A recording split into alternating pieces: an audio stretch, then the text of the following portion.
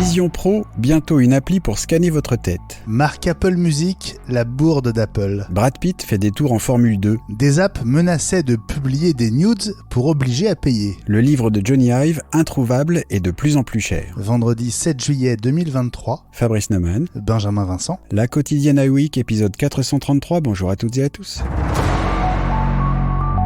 On en sait un peu plus sur la manière dont Apple compte commercialiser les 130 000 à 150 000 Vision Pro, pas plus, qui devraient sortir des chaînes d'assemblage de Luxshare l'an prochain, ce qui laisse présager, entre parenthèses, que le masque de réalité mixte d'Apple sera difficile à trouver aux États-Unis, même pour ceux qui auront les moyens. Au lancement, selon Bloomberg, la vente ne se fera qu'en Apple Store et encore peut-être pas dans tous les Apple Store américains.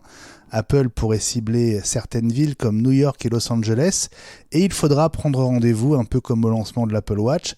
Dans un deuxième temps, Vision Pro pourra être commandée sur l'Apple Store en ligne à condition notamment de télécharger et d'utiliser une appli spéciale pour scanner votre tête et déterminer la taille des différents éléments dont le bandeau.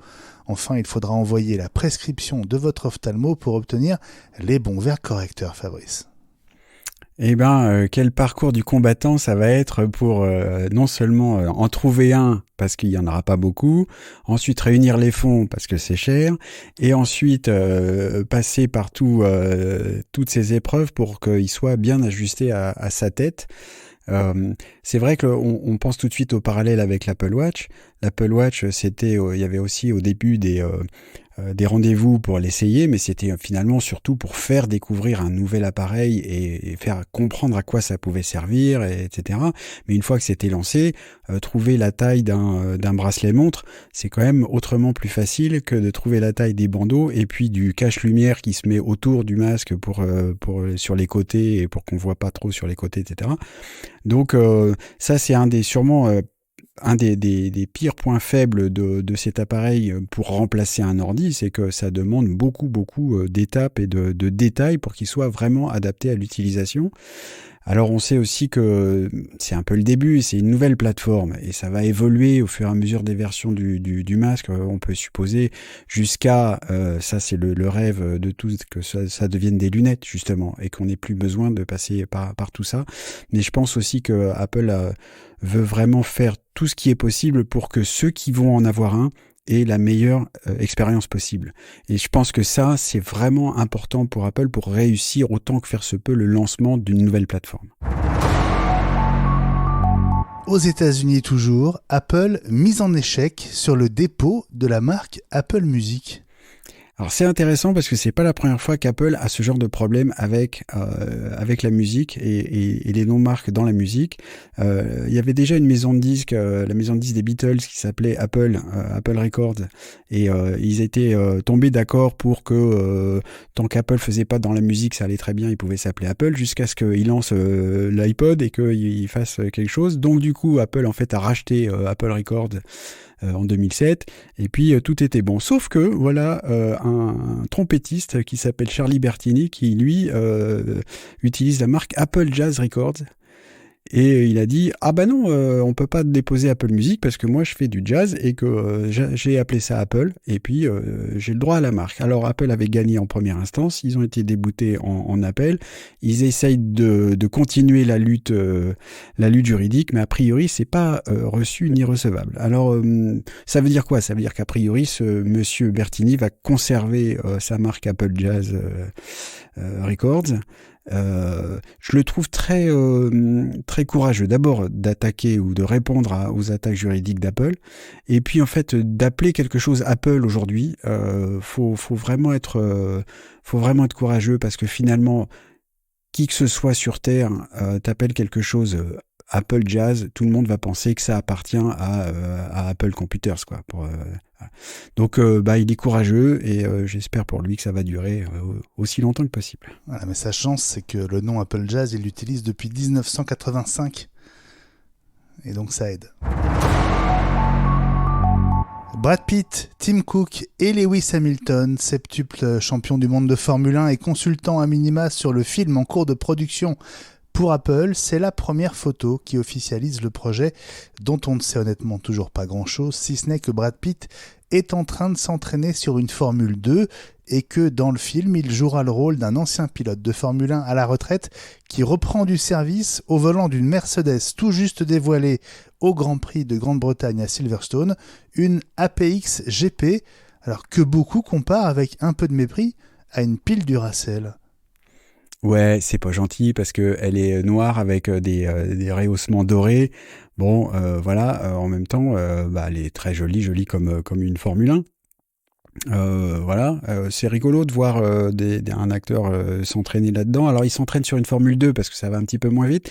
Je pense que c'est pas donné à tout le monde de conduire, de piloter une vraie Formule 1 parce que c'est vraiment très très difficile et on risque vraiment de se mettre dans le décor avec. Donc c'est très bien. Le film promet parce que en regardant un peu, je vois qu'il est réalisé par Joseph Kosinski qui a fait Top Gun Maverick, produit par Jerry Bruckheimer et Chad Oman, donc pareil Top Gun Maverick et Pirates des Caraïbes. Ça va péter dans tous les sens ce truc-là. Donc ça promet du grand spectacle. Et puis pour l'anecdote, pour sourire un peu, je conseille à nos auditeurs d'aller chercher sur YouTube. On trouve des images de Sylvester Stallone essayant de rentrer dans une Formule 1 ou une Formule 2 à l'époque, et c'est rigolo parce qu'il était vraiment en pleine forme, il avait du mal à rentrer dans le cockpit et donc il a les épaules toutes compressées pour rentrer dans le cockpit. Donc ça c'est pour aller rigoler en regardant cette vidéo de quelques secondes. Voilà, ça c'est la cerise sur le gâteau. Et moi ce qui me fait plaisir c'est de voir Tim Cook sur un circuit de Formule 1 qui fait moins la tête que quand il agitait le drapeau à damier.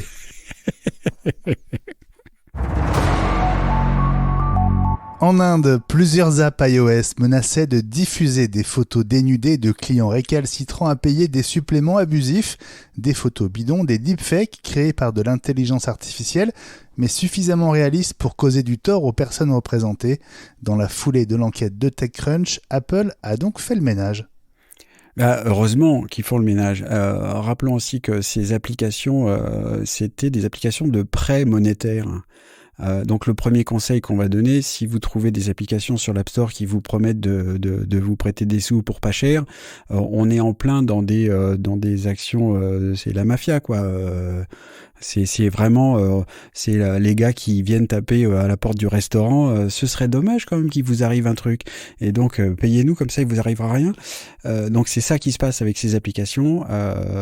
Malheureusement, il y en a qui ont des besoins et qui essaient de trouver par tous les moyens un peu de sous. Et puis après ils se font avoir. Donc déjà vous résistez. Et puis c'est bien de voir que Apple quand même répond vite quand on leur signale des malveillances de ce genre, de tous les genres d'ailleurs. Et puis, je ne sais pas si vous vous souvenez de Designed by Apple in California, le très beau livre sur le design chez Apple, signé Johnny Ive, sorti en 2016 et devenu introuvable. À l'époque, on le trouvait déjà cher, malgré ses 300 pages et ses 450 photos de produits Apple. À l'époque, $199 en petit format, $299 en grand format. Mais c'était un bon investissement. Aujourd'hui, le grand format se vend jusqu'à $2600 et ça ne fait que grimper, Fabrice. Attention, fétichisme.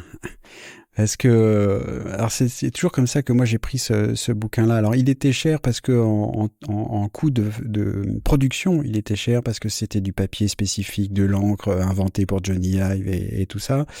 Mais c'est vrai que moi j'ai pas feuilleté ce bouquin, je l'ai jamais eu entre les mains, j'en ai vu quelques vidéos et ça ne présente en gros que des photos d'objets Apple, parfois un peu abîmés parce que ça fait partie justement du fétichisme autour des produits Apple que moi je n'ai pas. Donc je suis un peu surpris par ça. En revanche, si c'est pour faire de l'investissement monétaire, c'est très bien. Mais je ferai un parallèle peut-être un peu osé avec ce qui se passe sur les podcasts Apple et que je trouve beaucoup plus intéressant. C'est-à-dire que là, on a un livre produit par Johnny Ive / Apple qui n'apporte pas grand-chose. En gros, ce qu'on lui reprochait beaucoup à Steve, c'est qu'il n'y avait que des photos et pas de texte pour expliquer un peu comment étaient produits les choses et ça aurait pu être vraiment intéressant pour comprendre le principe. Et il y a des podcasts qui sont produits par Apple en parallèle de certaines séries Apple, par exemple pour Fondation qui arrive le 14 juillet, youpi. Et ça, c'est des podcasts où on entend des conversations entre un intervieweur, et puis le créateur de la série, qui explique plein de trucs. Et ça enrichit quelque chose. Et c'est ça que je trouvais dommage avec ce bouquin, c'est que ça enrichissait pas tellement notre connaissance des produits Apple. La quotidienne iWeek Reviens lundi.